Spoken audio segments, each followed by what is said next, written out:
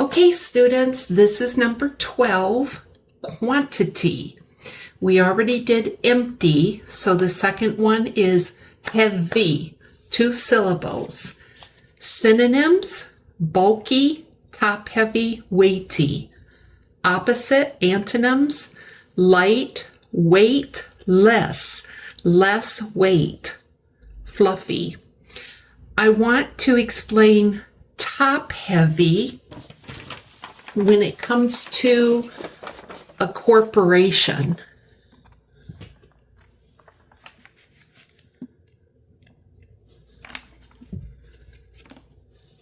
It says top-heavy, disproportionately. Wow, look at the syllables, you guys. 1, 2, 3, 4, 5, 6, 7. This is why I want you to write in your journal. Disproportionately. That's a lot of syllables. Heavy at the top, so as to be in danger of toppling over. That means to fall over, to fall down, because it's so heavy.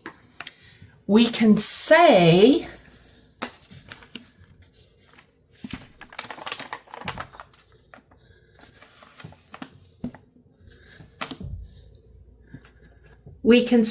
an organization having a disproportionately large number of people in senior administrative positions.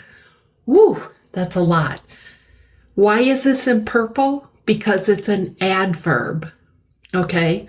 It's describing the verb large, senior administrative positions. So we have 1, 2, 3 adjectives. This is describing the number of people, and this senior administrative describing positions. Now, you have to see the picture to really understand.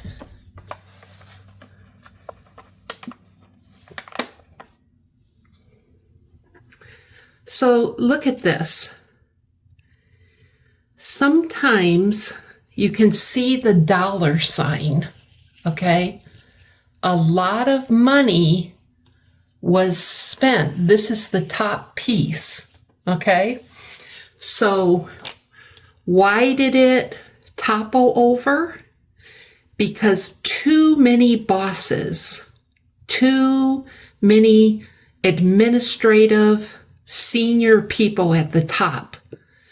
You needed more workers down here, and you need fewer bosses at the top. So because it was disproportionate, it wasn't like 5 bosses and 500 people. It was like 50 bosses and 100 people. It was disproportionate. It did not make sense. And so it toppled over because the company was not running efficiently. Okay?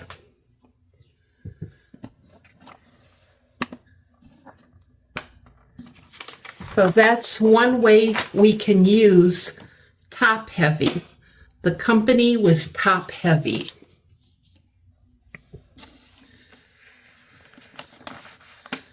The next one, numerous, 3 syllables.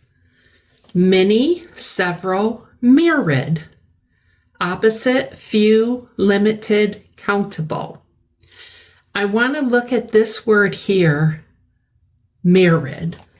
We're talking about quantity, and we might say she had a myriad of ideas. That means she had a numerous amount of ideas. Ideas, noun, idea. This means she had so many. Look at this. These are all of her ideas. Now, if she's an engineer and say she's young, and they interview her and they say, you must hire her. Why? Because she has a myriad of ideas and she would be great for the company.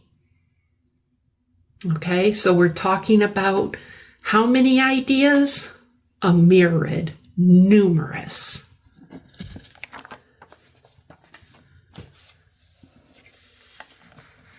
The next one is just one syllable, few. Few is equal to limited, countable, distinct. Opposite antonyms, many, numerous, multiple. Here I want to talk about distinct. Even though there's a few, distinct means different than the rest. So here, you notice we have a few pencils, but this one is distinct. It stands out from the rest because of the color red. The word distinct means recognizably different in nature from something else of similar type. These are similar. They all have wood and they have colors, but this is distinctly different because it's red. Nature, noun idea. Type, noun idea. This is in purple. A lot of the adverbs will have an ly at the end.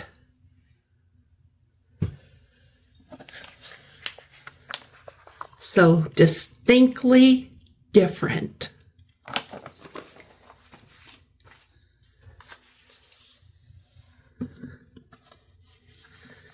And the last one, we have sparse, which is one syllable. Scarce, insufficient, not enough, meager. Opposite, abundant, sufficient, plentiful. Okay, so sparse is not that much. Now, let's talk about this word meager. We sometimes use this when somebody does not earn enough money to live. They have maybe homeless people have a meager amount of money, not very much.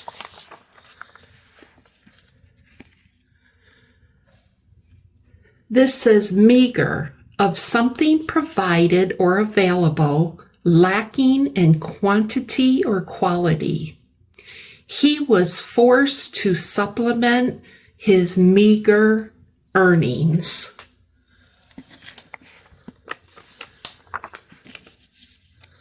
Look at this picture.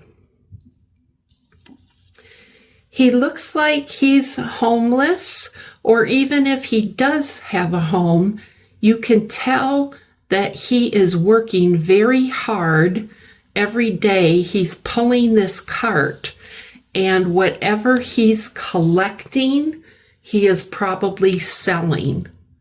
So he was forced, be verb, main verb, to supplement. That means to make more money than he normally has, to supplement his meager earnings.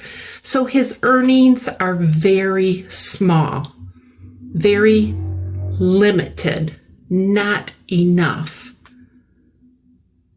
So whenever you hear meager earnings, they're not paying you enough money. Okay, you guys, that is the end of descriptive. Ms. Christine covered a lot. So I gave you 12 lessons and 12 homework assignments with syllables, synonyms, and antonyms. I hope you wrote those in your journal because it can help you in high school. It can help you when you go to college with your writing skills.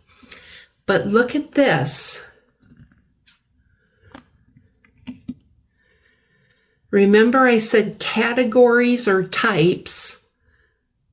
When we look at number 1, descriptive, we had to talk about 12 different ways of explaining something, of describing a person, a place, or a thing.